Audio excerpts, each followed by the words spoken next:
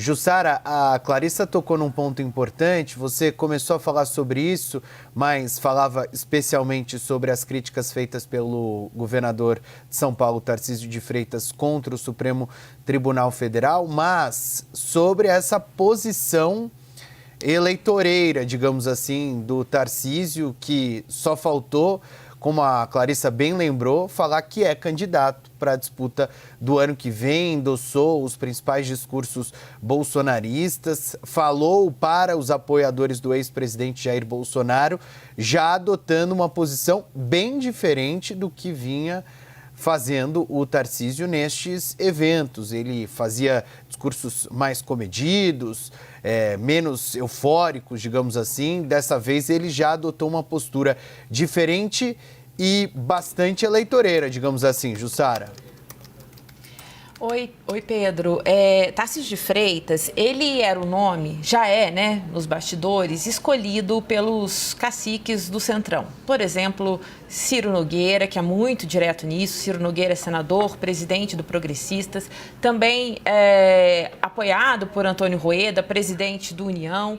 Claramente tem o apoio do Republicanos, que obviamente é o partido de Tarcísio de Freitas, e do PL de Valdemar Costa Neto. Então, principalmente nesses 4 partidos, Tarcísio de Freitas já é um nome considerado mais viável, porque também, de alguma forma, vem recebendo acenos positivo do empresariado. E aí, Pedro, o que acontece?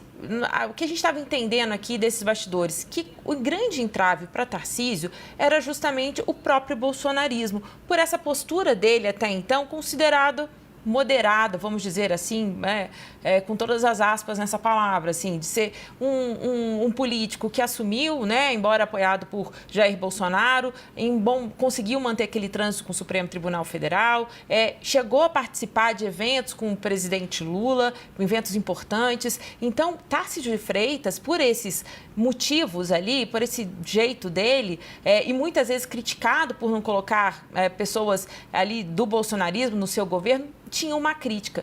Quando ele atende esses apelos de defender publicamente essas pautas do bolsonarismo e do núcleo duro de Jair Bolsonaro, ele se coloca assim, olha, eu sou o candidato que também posso abraçar o bolsonarismo. Essa é a leitura que se faz neste momento. Tarcísio de Freitas, numa estratégia que ele fazia também em 2022, quando negava que ia ser candidato ao governo de São Paulo, vem dizendo que o objetivo dele é a reeleição, que a vida dele em São Paulo está resolvida, é o que ele costuma dizer. Só que o que a gente tem visto e observado nos últimos dias é que Tarcísio de Freitas, embora ele diz uma coisa, mas as atitudes deles vão no sentido contrário.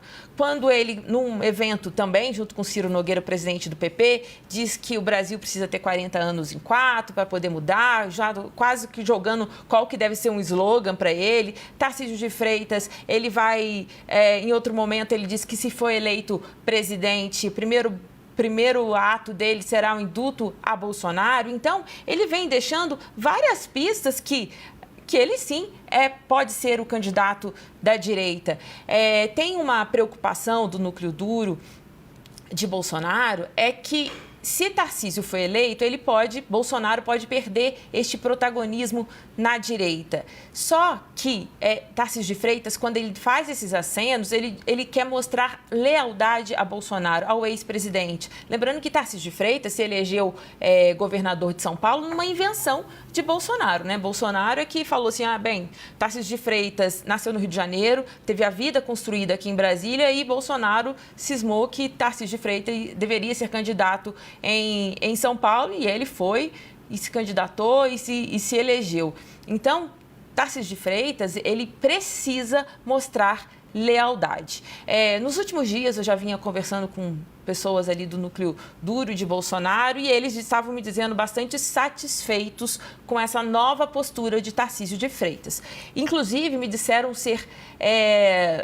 que essa postura dele, essa defesa de Tarcísio de Freitas pela anistia, lembrando que Tarcísio de Freitas vem capitaneando esse movimento nos bastidores, inclusive essa semana, no começo do julgamento aqui da trama golpista, Tarcísio de Freitas deixou São Paulo, veio para Brasília para ficar acompanhando esses esses bastidores para poder votar, pelo menos colocar de pé algum texto da anistia, o que me dizem é que esse movimento dele já é suficiente para ter alguma aproximação, repactuar com Eduardo Bolsonaro, deputado federal, filho do ex-presidente, que está nos Estados Unidos. E aí a gente chama atenção porque o Eduardo Bolsonaro, como mostraram os diálogos revelados pela Polícia Federal, fazia muitas críticas a Tarcísio de Freitas, inclusive pela relação dele com a STF, dizia assim, olha, ele conversa com a STF, nunca te ajudou, e também demonstrava algum ciúme em relação a Tarcísio de Freitas na conversa que Eduardo tinha com seu pai, o ex-presidente Jair Bolsonaro.